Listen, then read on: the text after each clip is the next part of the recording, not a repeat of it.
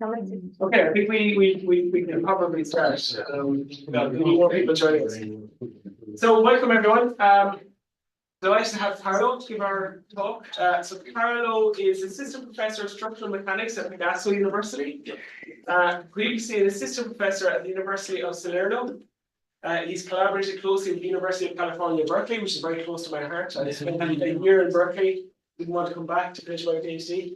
And Princeton University, and holds an adjunct professorship at the Polytechnic University of Bahrain. In his PhD, he developed linear arc static analysis, extending classical thrust line methods to study curved masonry and concrete spatial structures. So lots of masonry structures in the UK. His current research focuses on innovative optimization strategies for purely compressive shapes under seismic conditions and the use of low carbon material blocks for construction. And I can see it's a very interesting title for the talk. So over to you, Carlo. Thank you very much, and thank you to everyone for inviting me and hosting me for this month in Cambridge. So, as the title suggests, I will talk about my research on the Airy space-based approach for designing of compressed shells. So, at the beginning, I will talk briefly on the model as the basis of all my research. That is the model developed by Professor Airy here in Cambridge in the early 60s.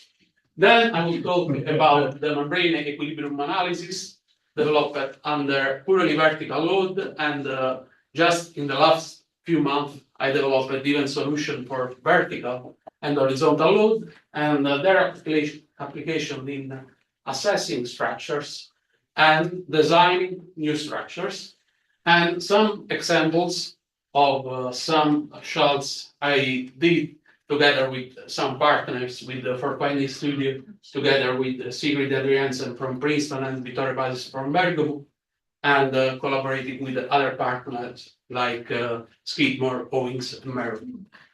So let's start talking about the model for compressive dowling materials. That is basically the Ayman model. The model developed by Professor Airy says that the stone has no tensile strength. The compressive strength of the stone is effectively infinite. This means that the stress tensor is negative semi-definite, and the sliding of a stone upon another cannot occur. So basically, this allows us to apply the limit analysis, meaning the safety error that ensures that the structure will not collapse if a stress field of poor compression and balanced with the thermal load does exist. And the kinematic error that the structure does collapse if a mechanism exists such that the work of the thermal loads exceed the internal dissipation. Mainly, I will use in this presentation solution based on the safety error. Let's go ahead. I will illustrate to you the membrane equilibrium analysis under purely vertical loads to start.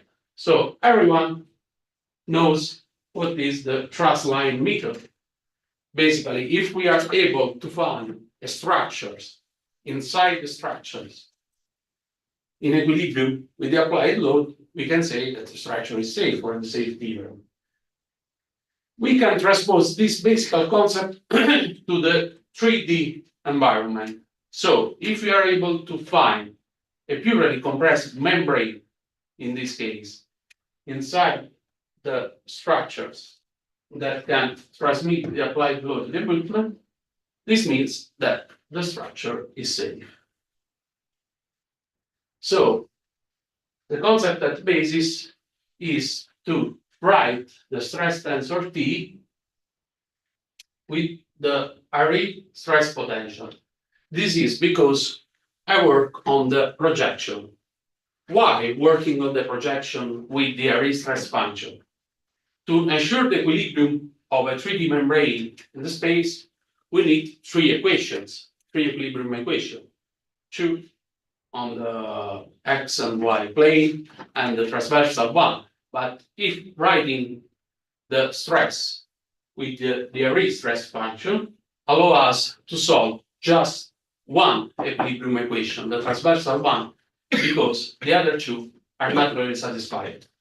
So basically, this is the transversal equilibrium equation that treats the problem, where we have the applied vertical load P, the Airy stress function F, and we see that the second derivative with respect of x2 are combined with the second derivative with respect of s1 of the shape and vice versa.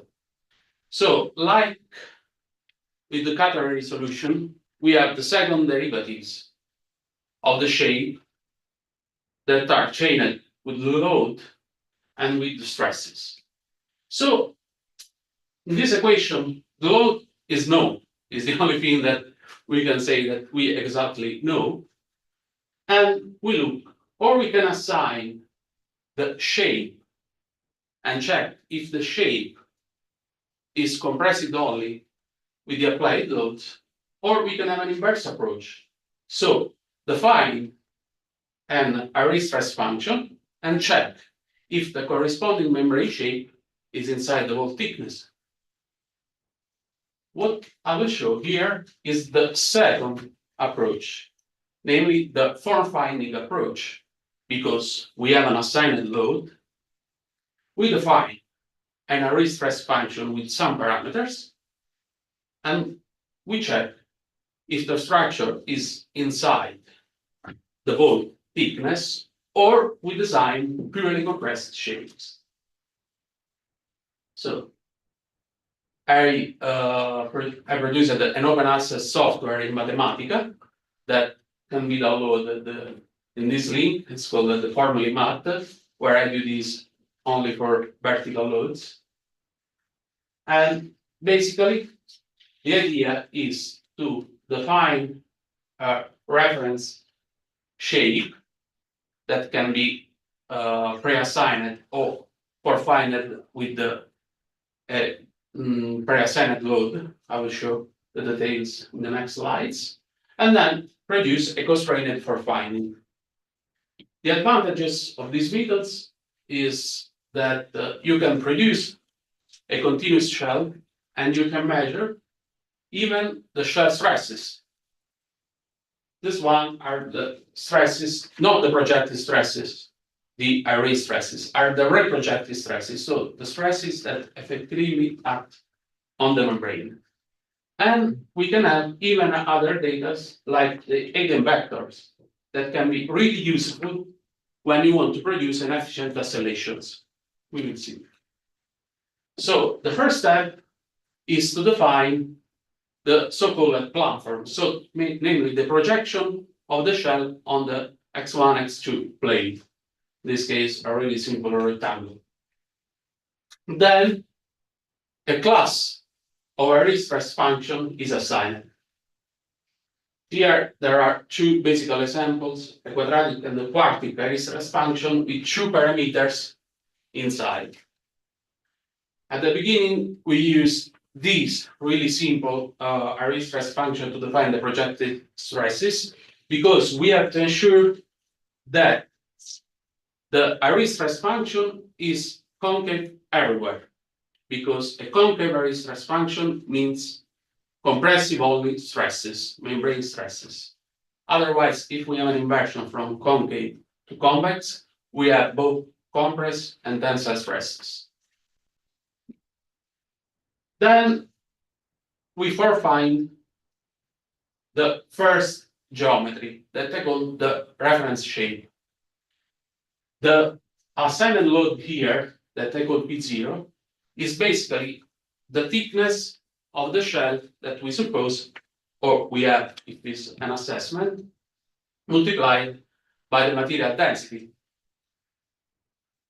This is the first mistake that a lot of people commit when has a forfinding approach, because at the beginning you have to decide an assigned load, and you basically assign a uniform distributed and constant load, namely the thickness multiplied for the material density, and you forfine the shell. But due to the fact that the weight we are considering, the load we are considering is the load for unit projected area, this is not true because we find a shell with the slab load. So there is a gap. So after get the reference shape, we evaluate the exact load profile. We, thanks to the Jacobian, and we perform the second profiling, namely the constraint profiling. So I say basically, profile the right shell, that is the one with the right load, and the distance between the reference shell have to be the minimum. So I found the parameters value of sigma and alpha, and I received the right shell. As we see, it's similar, but not so similar. And as I thought, we have the data, the stream product of the principal, maximum and minimum membrane stresses. The plot, the counter product of the principal membrane stresses, and so on. Then, there are other extensions to the methods. For example, what happens if we intersect several Airy stress functions? So if there is basically a jump on the tangent in the intersection. This is a basic example where we have an Airy stress function defined as I told previously, intersected with two plans. What does it mean if I have a plan? Means that the stresses are zero, because the meanings of the curvature in the Airy stress function are the stresses. So if I see a curvature in x1 direction, means that I have stresses in x2 direction, because are connected with the second derivatives, and vice versa. So a plan means that it's zero everywhere, but this generates these lines where we have a jump in the tangent, means concentrated forces. So singularities. So it's possible to make this intersection. There is the new Airy stress function will be this one.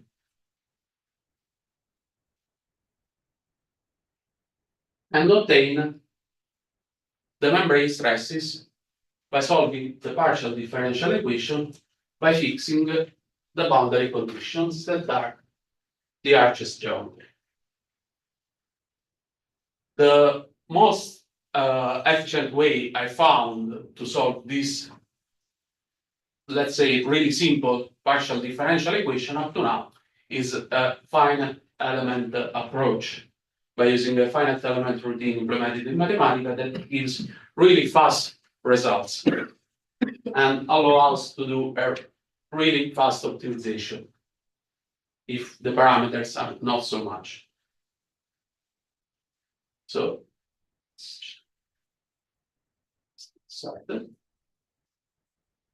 here we have an example of how the Airy stress function changes, and simultaneously how the membrane shape changes. So how can we select the best, the most performing Airy stress function? We have to put inside some optimization algorithm. Here is a basic example of an optimization I did.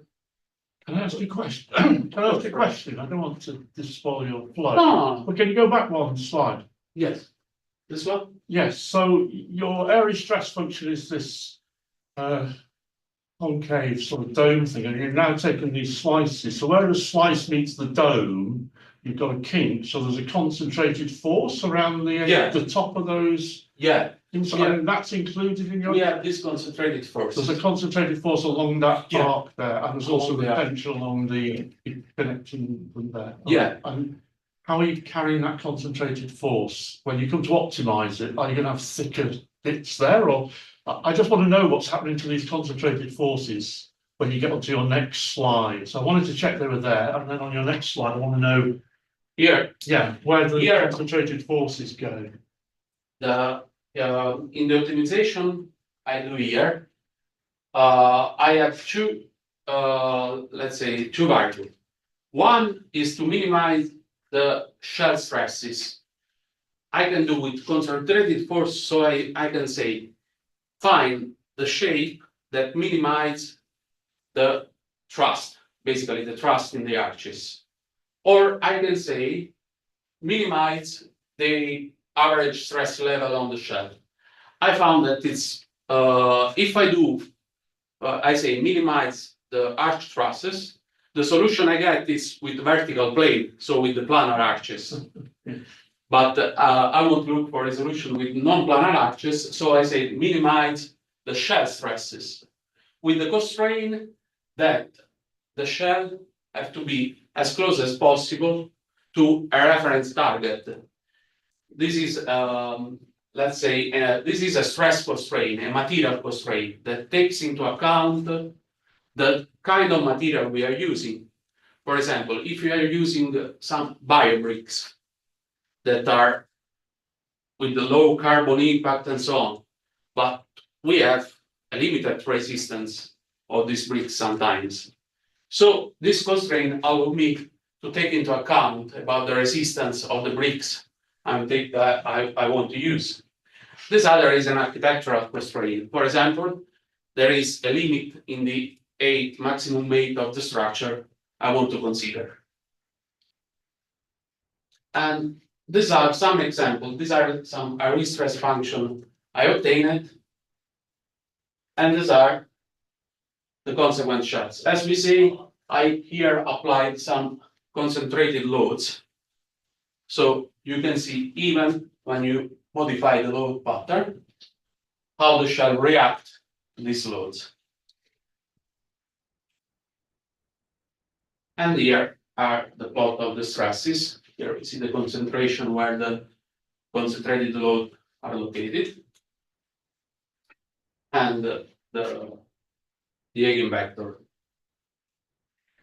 I applied this, as I told you, for a design competition I did in my previous university. Can I go back one slide? I'm sorry to keep interrupting. Back one more back again. There. So along that edge, it's sort of white and blue, but there's actually an infinite stress along the edge. You're saying, yeah. Here we have the I have probably I didn't put. So this But is here we just have within the shell. another plot of the thrust in the axis. So namely the normal force inside Which the is axis. essentially an infinite. So there's essentially infinity along that edge. No, it's limited. It's not infinite. There's a stress. The force is limited, but the stress. Yeah, there's the stress. Yes, is essentially infinite. Yeah. Of course. Thanks. So Sorry. no, Professor. You can ask whatever you. I'm here for this reason. So let's see some application for a design competition I did during my PhD.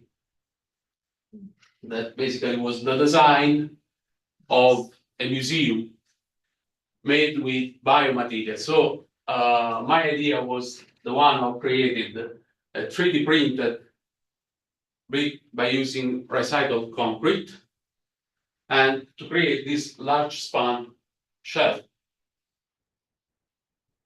So this is a fancy rendering that I did in the period. And this is a really large span. On the diagonal is 62 meters, if I remember well. It's a really old project.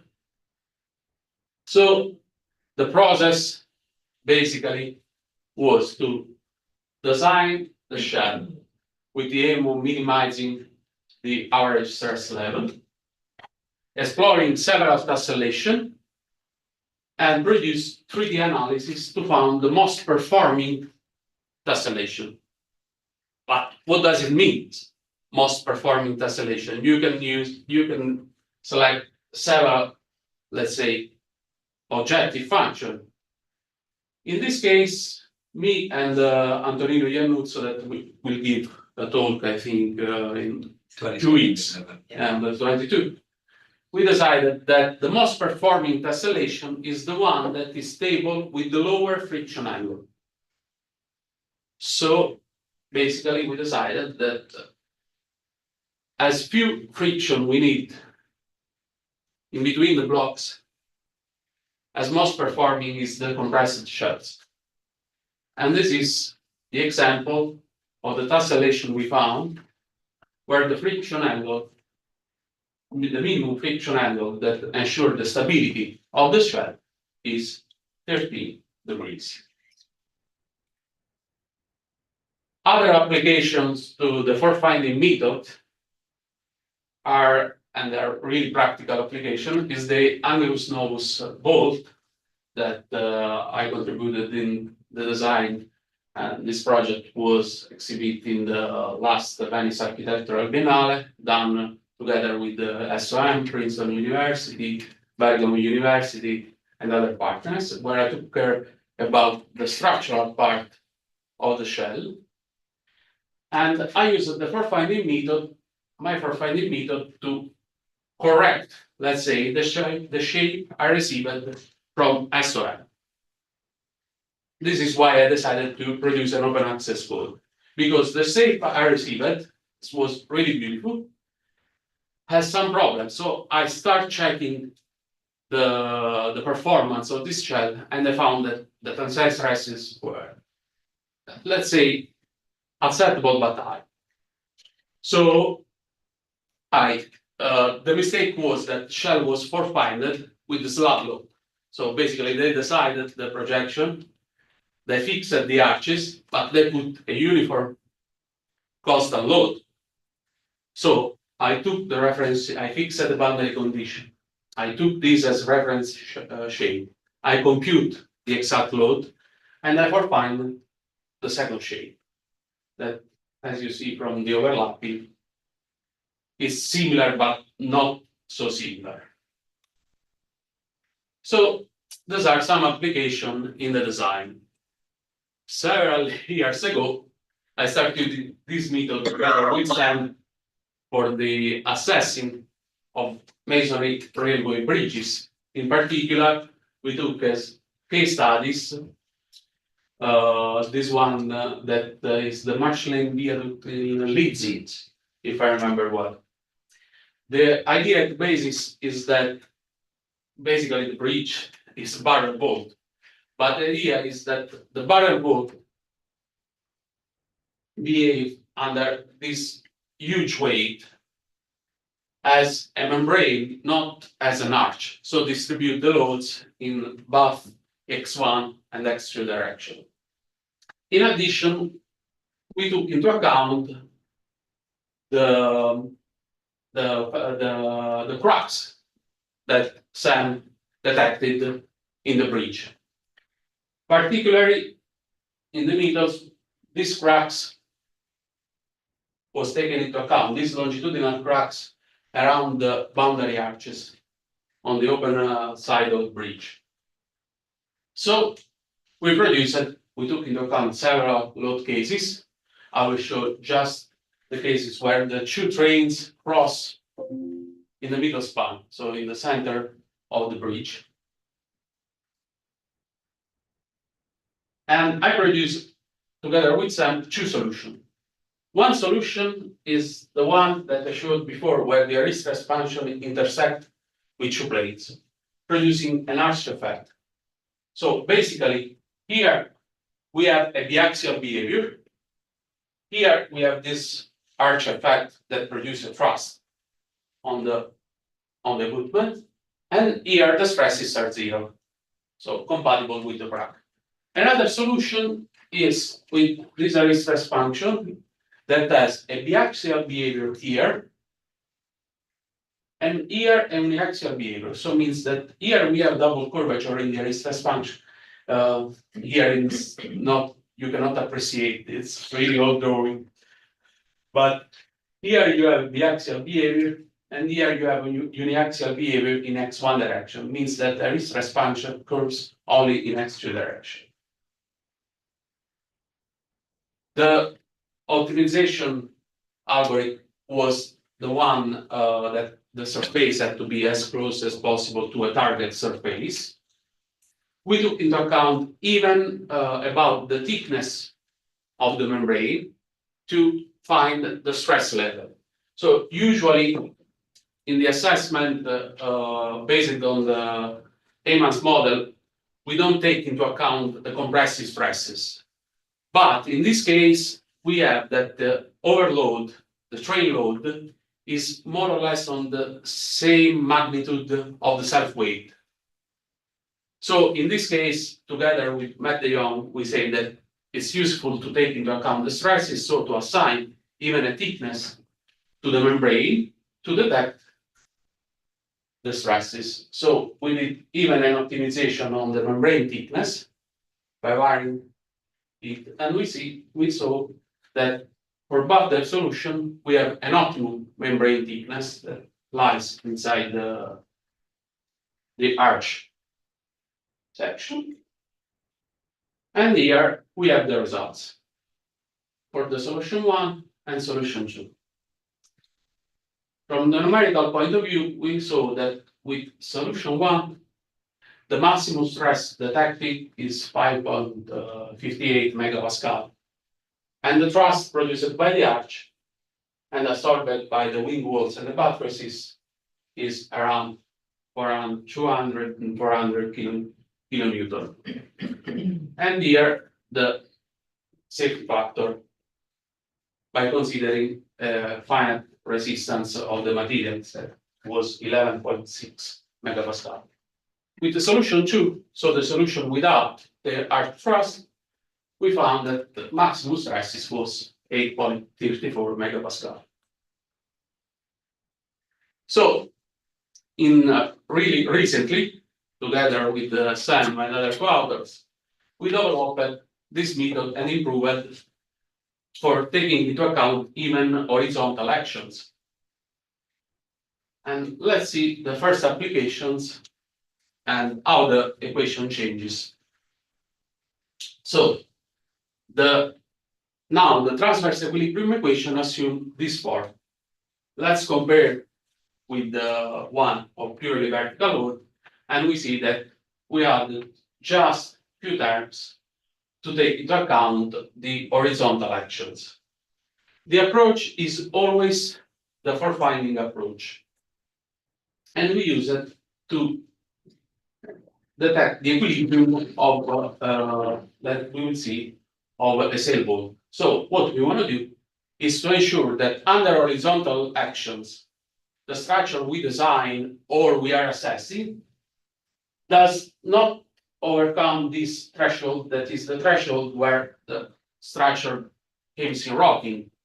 So start the rocking mechanism. So let's go ahead and let's see the simple case study we analyzed it. So we took a sailboat geometry, 4 meters, like 6 meters of span. We did some hypotheses on the boundary arch and the materials. We compute the load of the sailboat, that is this one, as previously showed. I did the constraint for finding with respect of the middle surface of the boat, and I obtained the red shape. So basically, the red shape is the for-finded membrane under the bolt self-weight that obviously lies inside the structure. Then we did another constraint for finding, this time under horizontal action 2, to find what is the minimum horizontal multiplier. The constraint for finding was performed with the reference surface, the red one, the one for finding with the vertical load. So we found that with the action in x1 direction, the minimum, so the maximum acceptable horizontal multiplier was 0.72 G. In x2 direction was 1.66 G, and in the diagonal direction was 0.49 G. and we benchmarked it with some results of the classical streamline method. In this case, was performed by Antonino Iannuzzo with the block-based methods. And as we can see, with the membrane solution, we found a less conservative horizontal load multiplier, because in this case, we take into account of the biaxial behavior of the shell. In this case, just of the arch behavior, so the uniaxial behavior of the shell. But the main advantage is that we measure even the stresses due to the horizontal load. And it's nice to notice that the horizontal load multiplier is given by the action in the diagonal direction, as all we expected. But the maximum stresses are the ones when the action is in the x1 direction. And this is a nice thing that we did at the end. That is the envelope of all the membranes we found. So we fixed the horizontal load multiplier, that is the minimum one, the one on the diagonal direction, so 0.49. We applied it in all the direction, so the 4 diagonal and the 2 in x1 and 2 in x2. And we found an envelope. Doing this, we are able to find the, let's say, the minimum volume of the resistant volt. I don't know if the concept is clear, but with this method opens to new for finding perspective, let's say, because once we fixed a reference shell and we fix the boundary condition that, for example, are given to us by some architect. Okay, I used to work in the last period with SOM, and I'm receiving a lot of interesting shapes. If I found the membrane, if I know the horizontal load multiplier that act in a specific area we want to build the shell, I apply the load in all the direction. I found all the membranes. I do the envelope. I know the minimum amount of materials we need to build the vault. So, and we did for other shell shapes. Let's go ahead really fast. And in this case, I will show some works that in the last period I did with the four finding studio that I found. I created together with Siri Daliansen and Vittorio Paris, together with other studios. Basically, our, let's say, workflow for all the project I will show is this one. So, at the beginning, we have an initial shell design. The shell design can be for-finded, or we can receive a design that is not for-finded, like the corrugated walls we did in Shenzhen. Then we have to decide the tessellation. So the aim of the tessellation can be several.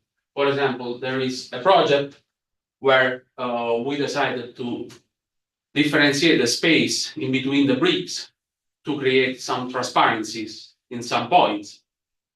Or for example, like the project of the Venice Biennale, we used the tessellation of the loxodrome, the same tessellation that Brunelleschi did for the dome in Florence.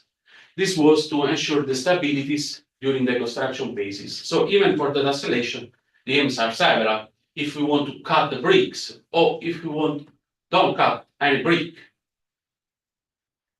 then we perform global analysis to ensure the stabilities of the shell. So membrane global analysis to check the stress level if we have compression only or tensile stresses, even FEM analysis with vertical and horizontal load, but basically we do even block-based analysis.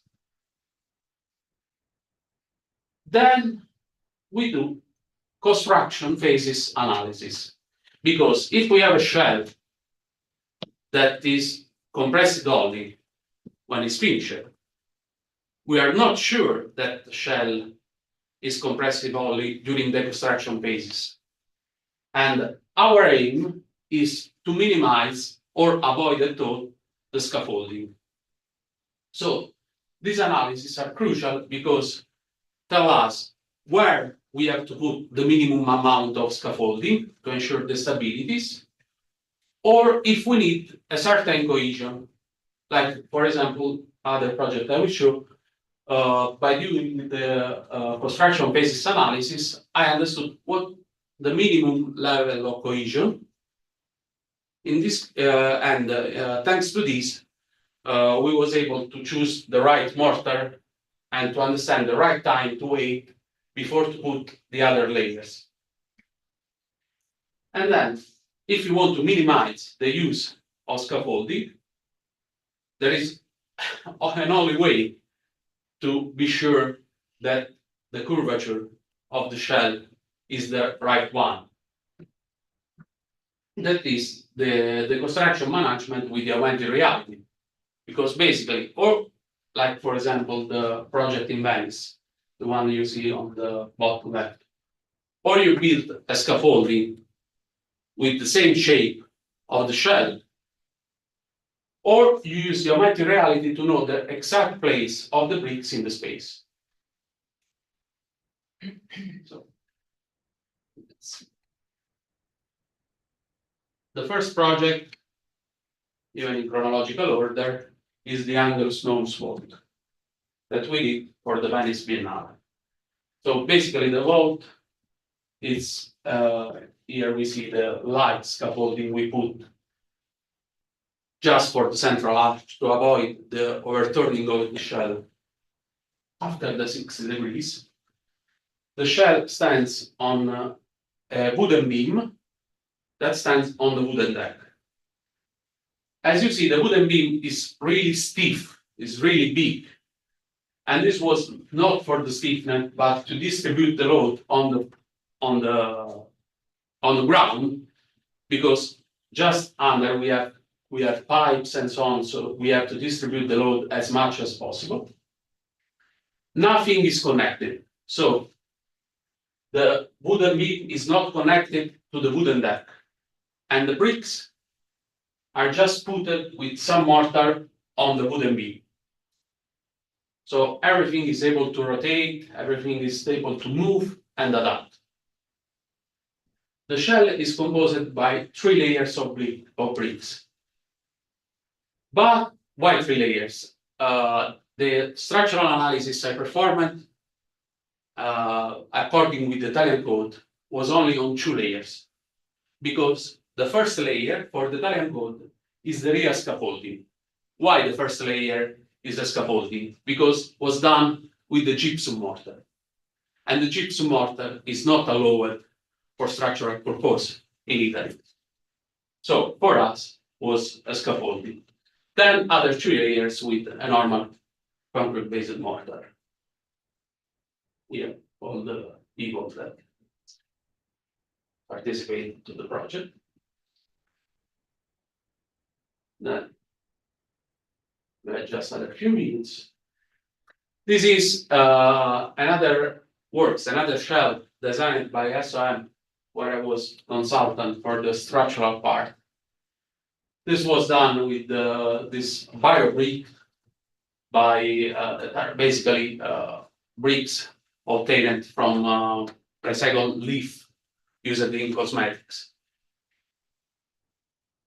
Here, the structural analysis during the construction phases was crucial because up to a certain point, the structure was not stable. So we need I had to be able to understand the minimum level of cohesion.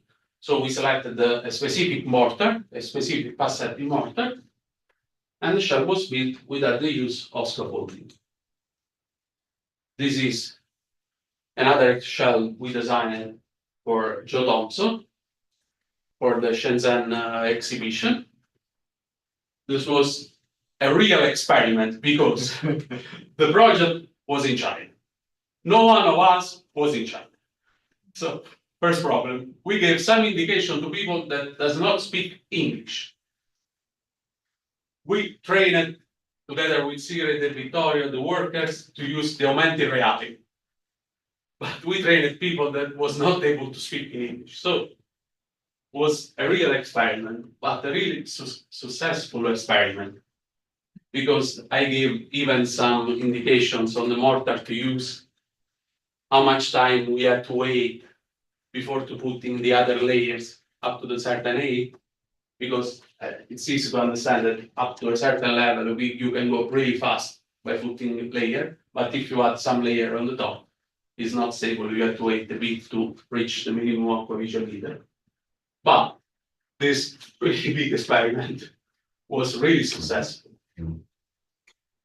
And the last one is this experiment, let's say these two corrugated walls we did a few months ago at the International Masonry Institute. This experiment was to check the advantages of the augmented reality during the construction of the block-based structures compared with the classical techniques.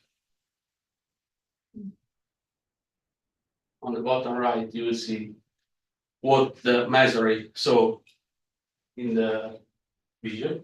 If I remember well, it was the highlights from Google. Here, the team, the designer from SOM, Sigrid, Vittorio, and me.